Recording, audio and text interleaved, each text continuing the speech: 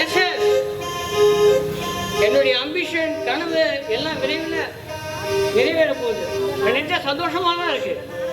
Okay okay okay. ஆமா, நான் 1 week ட்ரைனிங்காக Ahmedabad போகணும். ஆமா ஓகே, நான் ஊர்ல இருந்து வந்துட்டு உங்க அப்பா அம்மா வந்து பார்க்கறேன்னு சொல்லுங்க. அதுக்கு அவங்களை விசாரிச்சேன்னு சொல்லுங்க. Okay okay okay. Thank you thank you sir. ரொம்ப ஹாப்பியா இருக்கீங்க போல. இன்னும் இல்லையா பின்ன, இந்த கம்பெனியில் இத்தனை வருஷம் உண்மையாகவும் விசுவாசமாகவும் உழைச்சதுக்கான பலன் கிடைக்க போகுது. நினைச்சா சந்தோஷம் இல்லாமல போகும். ரொம்ப சந்தோஷமா இருக்கு. உண்மைதான் sir. Congratulation sir. Thank you Anand, thank you sir. Congratulation sir. Thank you thank you. Sir, உங்க ரெக்கார்டு எல்லாத்தையும் சரிப்படுத்தி எடுத்து வச்சிங்களா சார்?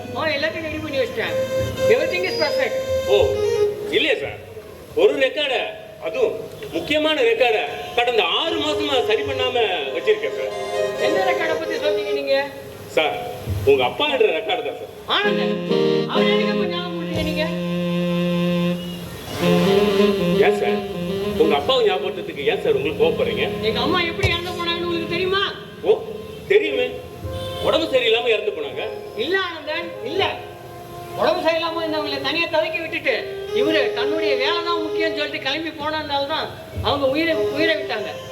ஒரு நல்ல கணவனா இருந்து ஒரு மனைவிக்கு செய்ய வேண்டிய கடமையை செய்ய தவறிட்டார் அவர். ஓஹோ, உங்க அம்மாவுக்கு உடம்பு சரியில்லாத போது அவர் வேலை தான் முக்கியம் போயிட்டாரு. அவர் செய்ய வேண்டிய கடமையை சரியா செய்யலன்னு சொல்ற நீங்க உங்க கடமையை சரியா செஞ்சுட்டீங்களா sir? What do you mean? Sir, உங்க அம்மாவுக்கு ரொம்ப உடம்பு முடியல, சீக்கிரமா கிளம்பி வாங்கன்னு உங்களுக்கு தகவல் சொன்ன பிறகு நீங்க ஏன் சார் பெங்களூர்ல இருந்து லேட்டா வந்தீங்க? ஓ, அந்த நேரத்தில் பெங்களூர்ல ஹெவி டிராஃபிக்.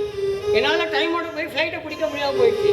அதுக்கப்புறம் நான் கிளம்பி வரதுக்கு கொஞ்சம் லேட் ஆயிடுச்சு. ஸோ நேரத்தோட கிளம்பி போன அப்பா, நேரத்துக்கு வர முடியாத மகன், இதுக்கு இடையில அம்மாவோட மரணம். இது எல்லாத்துக்கும் உங்க அப்பா தான் காரணம்னு நினைச்சு கடந்த 6 மாசமா அவர்கிட்ட பேசாம ஒதுக்கி வச்சிருக்கீங்கல்ல சார்? அம்மாங்கிறவ தான் பிள்ளைய இடுப்புல உட்கார வச்சு தனக்கு தெரிஞ்ச உலகத்தை மட்டும்தான் காட்டுவான். ஆனா அப்பாங்கிறவர் அப்படி இல்லை. தன் தோள் மேல உட்கார வச்சு தான் பார்க்காத உலகத்தை என் மகன் பார்க்கறதுக்கு உலகத்தெல்லாம் காட்டுவது தான் அப்பா சார்.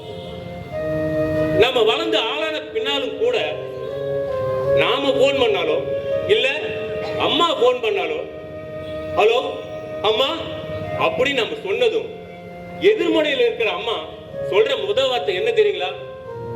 அப்பாடி சாப்பிட்டியாப்பா அப்படின்ற வார்த்தை தான் சார். அந்த ஒரு வார்த்தை தான் சார் இந்த உலகத்துல மூல முடுக்கல எங்க இருந்தாலும் நம்மள ரொம்ப நாளைக்கு நல்லா வாழ வைக்கும்.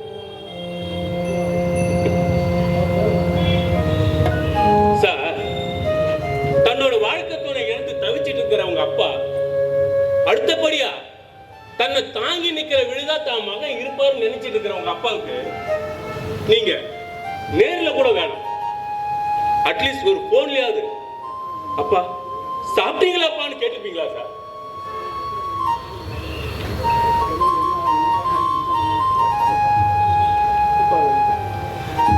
சார்,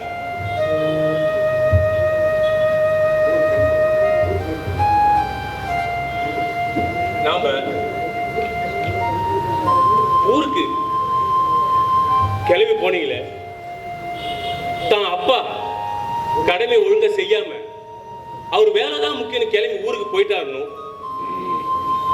ஒரு பொறுப்புள்ள கணவன் தன்னோட கடமை செய்ய தவறிட்டான்னு சொன்ன நீங்க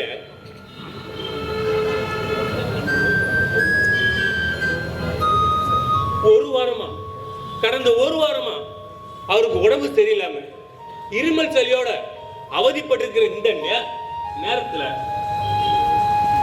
அதெல்லாம் கண்டுக்காம உங்க லட்சியம் தான் முக்கியம்னு கிளம்பி போறீங்களே, இது எந்த விதத்துல சார் நியாயம்? ஆனந்தன், என்ன சொல்றீங்க? எங்க அப்பாவுக்கு உடம்பு சரியில்லையா? ஆமா சார். எனக்கு எப்படி தெரியும் கேக்குறீங்களா? நேத்து அவரை மருந்து கையுமா பார்த்தேன், அவர்கிட்ட நலம் விசாரிச்சேன். அப்பதான் 6 மாசத்துக்கு முன்னாடி அவருக்கு ஏற்பட்ட சோகத்தையும் அதனால் தனக்கு ஏற்பட்ட மன உளைச்சல் சொல்லி குமுறி அழுதுட்டார் சார். அந்த பெரிய மனுஷன் அழுததை பார்த்து நானுமே கண் கலங்கிட்டேன் சார். உண்மையில நான் வருத்தப்படுறேன் சார். தான் பெத்த அப்பாவுக்கு உடம்பு சரியில்லைன்னு 3வது மனுஷன் நான் சொல்லி தெரிய வேண்டிய துர்பாக்கியம் உங்களுக்கு. ஆனந்தன், தெரிஞ்சோ தெரியாமலோ நான் பெரிய தப்பு பண்ணிட்டேன். பகல்ல இருமுனாலே 10 பேருக்கு கேட்கும், ராத்திரி இருமுனா ஊருக்கே கேட்குன்னு சொல்லுவாங்க. உங்க காதுக்கு கேட்கலையே, ஆனா சிம்பிளா நான் தெரிஞ்சோ தெரியாம தப்பு பண்ணிட்டேன்னு சொல்றீங்களா சார்? சார், அப்பாங்கிறவரு நம்ம எதிர்கால வாழ்க்கையை வழிகாட்டுற அற்புதமான புத்தகம் சார். அந்த புத்தகம் நம்ம கையில இருக்கும்போது அதை படிக்க நமக்கு நேரம் இருக்காது. அதுவே நமக்கு நேரம் இருக்கும்போது அந்த புத்தகமே நம்ம கையை வீட்டுல இருக்காது சார். செடியில பூக்கிற பூக்களுக்கும் மரத்தல காய்கறிகள் கனிக்கும் மதிப்பு கொடுக்கிற நாம அதுக்கு காரணமா மண்ணுக்குள்ள மறைஞ்சிருக்கிற வேர்களை நம்ம கவனிக்க தவறுகிறோம். அந்த வேர்களுக்கு ஒப்பானவர் தான் சார் அப்பாங்கிற உறவு. எங்க அம்மா அடிக்கடி சொல்லுவாங்க சார், இயற்கையோட நடவடிக்கை அவ்வளவு துல்லியமா நம்மளால கணிக்க முடியாது சார். நடந்ததை மறந்துட்டு நான் சொல்ல வர்றேன். அதுக்கு காரண காரியங்களை சொல்லி உங்க அப்பான்ற பந்தம் அறுத்து போகாம தான் பார்த்துன்னு சொல்றேன் சார்.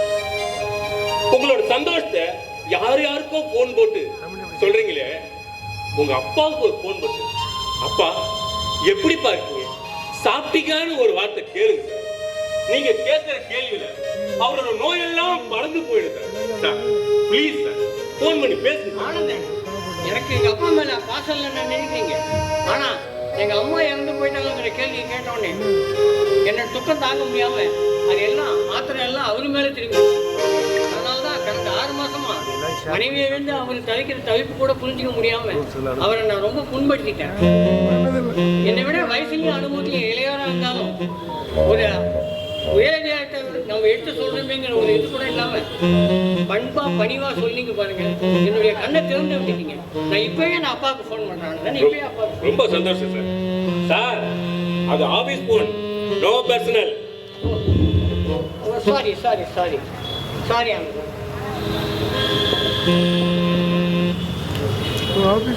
ஹலோ அப்பா. கல்யாணராமா, நல்லா இருக்கீங்களாப்பா? நான் நல்லா இருக்கிறேன்பா. சாப்பிட்டீங்களாப்பா? அப்பா, நீ சாப்பிட்டியாப்பா?